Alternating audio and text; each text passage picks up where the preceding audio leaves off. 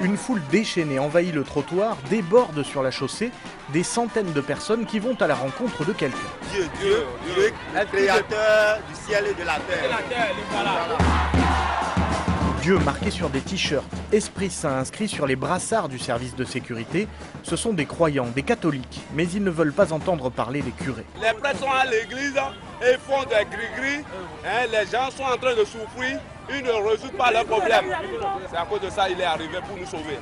Les apôtres sont là. Venez voir. Un petit groupe arrive, vêtu de toges jaunes et noires. L'un d'entre eux fait les présentations. L'apôtre Pierre, l'apôtre Judas et l'apôtre Matthieu. Moi je suis l'apôtre Jean. Au milieu d'une foule de plus en plus excitée, celui qui se présente comme l'apôtre Jean en dit un peu plus. Aussi invraisemblable que cela puisse paraître à l'humanité, Dieu est venu sur la terre restaurer l'église catholique. Un 4x4 gris aux vitres fumées s'approche, les gens sont en transe. Ils dansent comme s'ils étaient possédés. À l'arrière de la voiture, une jeune femme vêtue d'une longue toge blanche à liseré rouge. Je suis Dieu, créateur du ciel et de la terre, le Père de Jésus-Christ. Moi, je ne me reconnais pas dans ce qu'ils sont en train de faire au Vatican. J'ai déjà choisi mon pape, le vrai pape, Christophe XVIII, qui est le pape de l'Église catholique universelle. À ses côtés, un homme plus âgé, c'est Christophe XVIII. Ils arrivent sur une place de marché où la température dépasse les 40 degrés. Plusieurs milliers de personnes sont là, assises face à l'estrade où trônent des fauteuils marrons. Domine Papa Christophe XVIII, mi-temps, et n'a d'en vivi nous mi. Domine Papa Christophe XVIII. Merci. Dieu s'installe, le pape prend le micro.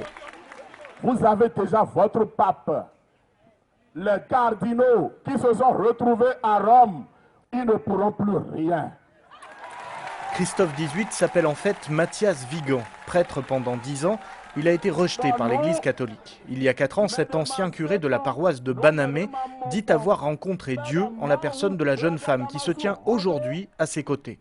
Elle se prénomme Parfaite, elle est devenue Parfaite de Banamé et ses fidèles savent très bien à qui ils ont affaire. C'est l'Esprit Saint qui choisit le pape pour l'Église.